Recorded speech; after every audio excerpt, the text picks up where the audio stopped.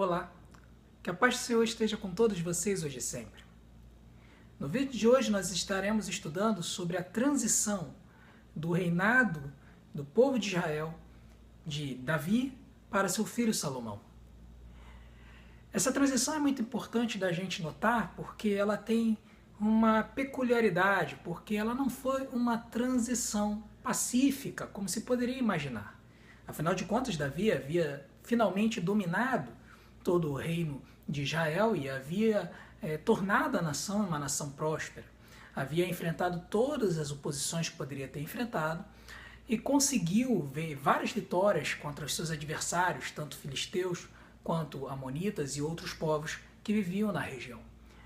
Então era de se esperar que Davi não fosse mais encontrar nenhum tipo de oposição para poder transmitir a sua liderança para o seu filho que iria assumir a coroa do povo de Deus. O problema é que nos planos que haviam sido estabelecidos surgiu um outro filho de Davi. Esse filho, de nome Adonias, ele tem uma história interessante, porque a palavra de Deus ela vai nos relatar que Adonias ele não foi em nenhum momento da sua vida contrariado por Davi. A Bíblia ela faz questão de relatar que Adonias em nenhum momento recebeu nenhum tipo de admoestação por parte de Davi para que ele não fizesse coisas erradas. Era como se Davi simplesmente não soubesse dizer não para o seu filho Adonias. E talvez por conta disso, Adonias acabou fazendo as coisas como bem entendeu. Então, em um dado momento, Adonias resolve se autodeclarar rei sobre Israel, sem que Davi sequer soubesse disso. O mais interessante é que dois dos principais aliados de Davi na sua resistência contra o seu filho Absalão, Joabe e Abiatar, se aliaram a Adonias, deixando Davi com uma posição um tanto quanto complicada.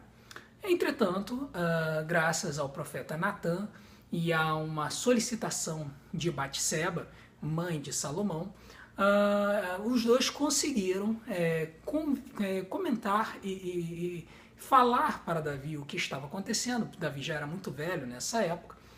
E Davi, então, finalmente decide efetivamente, com uma orientação para o profeta Natã e para o sacerdote, que Salomão fosse ungido o novo rei de Israel e fosse colocado e declarado como o novo rei de Israel para todo o povo. É claro que isso gera uma consternação. Adonias ele foge e tenta se refugiar no templo, segurando nas pontas do altar.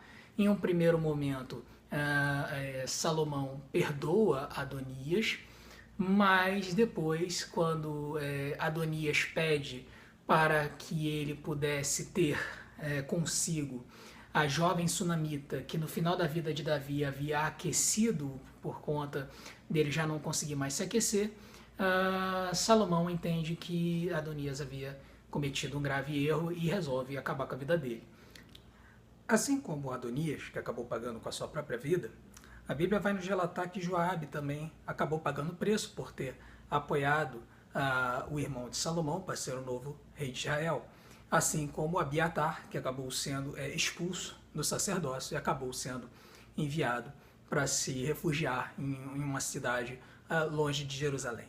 A lição que fica para nós dessa história, desse relato, na verdade é uma lição dupla, né? Em primeiro lugar, fica a lição de que nós devemos, sim, educar os nossos filhos, colocando os limites onde eles são devidos.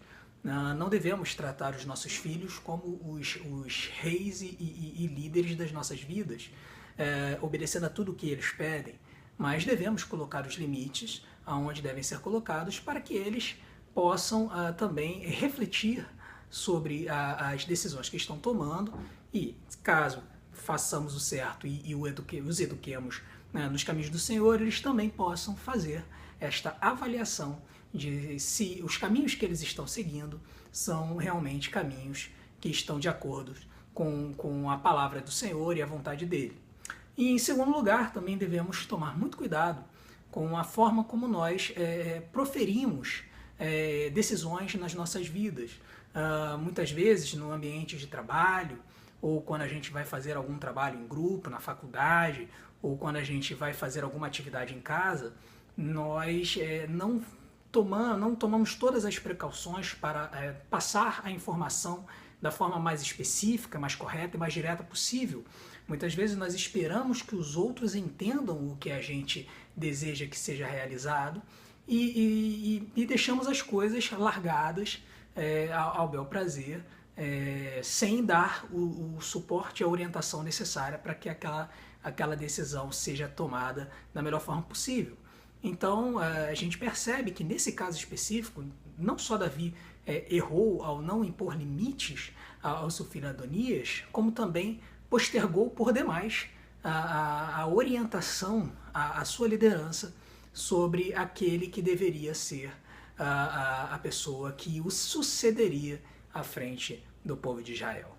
Não se deixe cair nessas duas armadilhas e siga buscando a orientação do Senhor para a sua vida, nas suas tomadas de decisões e na educação dos seus filhos, e você verá terá um caminhar muito mais tranquilo, sabendo que Deus está orientando você no seu caminhar, cada passo que você der.